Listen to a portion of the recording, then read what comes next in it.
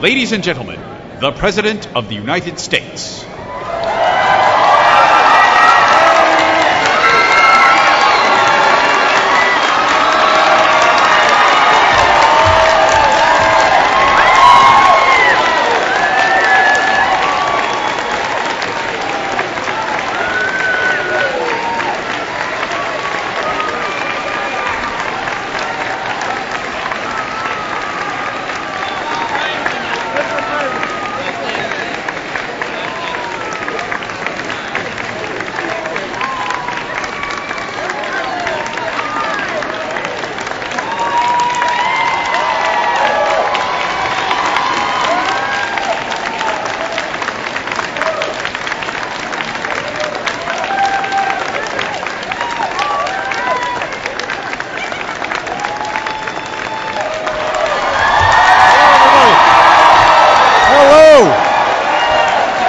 Thank you very much. Thank you.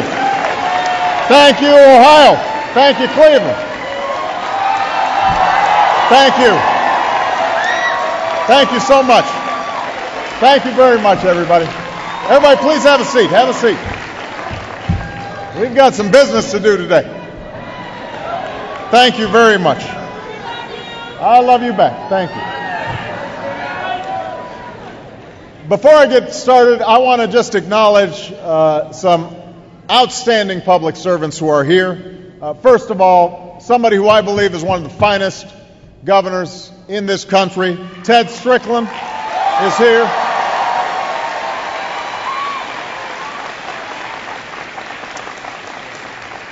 The Lieutenant Governor and soon-to-be junior senator from the great state of Ohio. I was thinking about my own. Lee Fisher is here.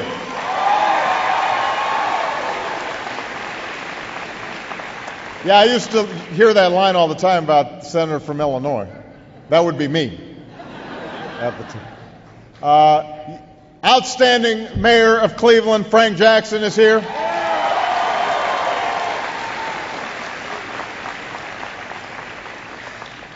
The Mayor of Parma, Dean DePerio.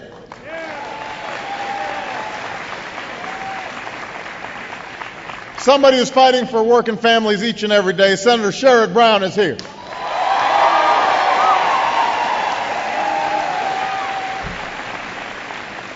And three of the hardest working and finest members of the House of Representatives, Dennis Kucinich, Marcia Fudge, and John Bocheri.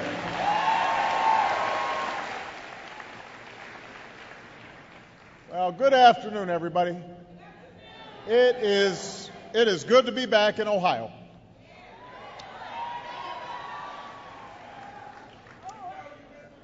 You know, in the fall of 2008, one of the last rallies of my presidential campaign was right here in the Cleveland area. It was a hopeful time. Just 2 days before the election. And we knew that if we pulled it off, we'd finally have the chance to tackle some big and difficult challenges that had been facing this country for a very long time. We also hoped for a chance to get beyond some of the old political divides between Democrats and Republicans, red states and blue states, that had prevented us from making progress. Because although we are proud to be Democrats, we are prouder to be Americans. And we believe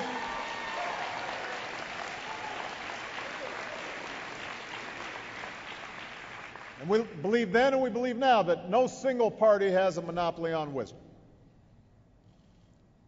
Now, that's not to say that the election didn't expose deep differences between the parties. I ran for president because for much of the last decade, a very specific governing philosophy had reigned about how America should work. Cut taxes, especially for millionaires and billionaires. Cut regulations for special interests. Cut trade deals. even if they didn't benefit our workers. Cut back on investments in our people and in our future, in education and clean energy and research and technology. The idea was that if we just had blind faith in the market, if we let corporations play by their own rules, if we left everyone else to fend for themselves, then America would grow and America would prosper. And for a time, this idea gave us the illusion of prosperity. We saw financial firms and CEOs take in record profits and record bonuses. We saw a housing boom that led to new homeowners and new jobs in construction. Consumers bought more condos and bigger cars and better TVs. But while all this was happening, the broader economy was becoming weaker. Nobody understands that more than the people of Ohio. Job growth between 2000 and 2008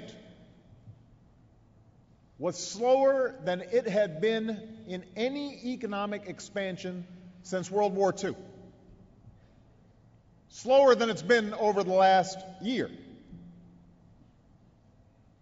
The wages and incomes of middle-class families kept falling, while the cost of everything from tuition to health care kept on going up. Folks were forced to put more debt on their credit cards and borrow against homes that many couldn't afford to buy in the first place. And meanwhile, a failure to pay for 2 wars and 2 tax cuts for the wealthy helped turn a record surplus into a record deficit.